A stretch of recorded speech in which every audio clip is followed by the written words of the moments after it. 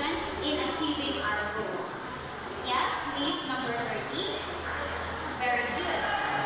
Motivation is the driving force behind goal achievement. It provides us energy, focus, and persistence to overcome obstacles and reach our expected desired outcome. Now, how can we assess a student's motivation to learn? Yes, number 18. Very good. Assessing students to learn involves observing engagement, effort, and cooperation. The teacher also needs to look for signs of curiosity, interest, and willingness to challenge themselves.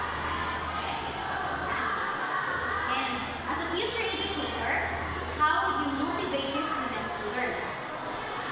Number 29 for the girls. Very good. As an educator, we can simply motivate our students by recognizing their efforts and celebrating their success, as well as changing our approach that align with their interests and learning styles. And why is it important to understand various motivational challenges faced by students? Yes, Miss number 35. Very good. Understanding motivational challenges faced by students helps us educators to cater the needs of every individuals who have lacked in motivation and also provide and support them a more inclusive learning environment. So our topic for today is all about motivation. Motivation is an internal state that drives one to act, move, or engage in a task and persist in achieving a certain goal. Motivation includes effort, focus, and energy that one puts in engaging a task, as well as the kind of satisfaction and meaning one drives out of engagement. It's hard to determine if the students are motivated or not because it is a mental state. It only focus on the feelings and emotions of the students. So as a teacher, it is very important to be a keen observer towards your students.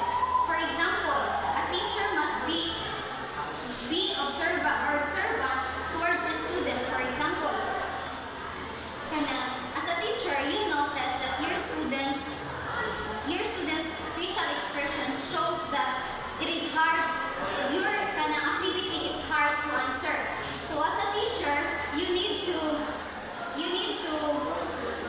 make an assigned task more simpler and easier for them to answer, and also you can also give them some motivational quote so that they can feel motivated. And motivation facilitates student learnings. There are different levels of motivation inside the class. Some students are highly motivated and some students are poorly motivated that arouses some problems. According to Warlock 2013, he suggests problems in the areas of motivation. According to him, there are 5 areas of problems in motivation. First is choice.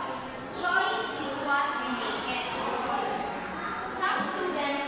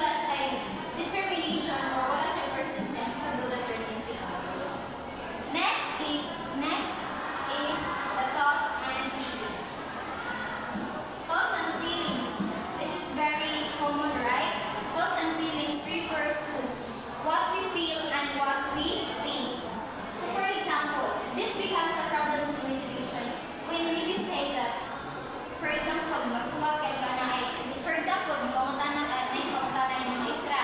And then, and then, dili ka pray sa imong is because afraid ka nga mali ang imong answer or kada bitaw ma-judge ka sa mga students. And then, overall, the teacher must need to observe their students carefully in order for them to determine whether their students has a problem in motivation or they are highly motivated to learn in a certain class. Do you have any clarification and suggestions? Alright. So now let's proceed for your application. I will divide you into 4 groups, and each group will present a short role play that highlights the importance of motivation towards students. For your criteria, presentation 30%, relevance to the topic 10%, and teamwork and collaboration 10%. Very good! You did a great job. Seems like you really understand our topic today. For your assessment, please get 1/4 size of paper and determine whether the following scenarios belong to choices: getting started, intensity, persistence, and thoughts and feelings. I'll give you 5 minutes to answer.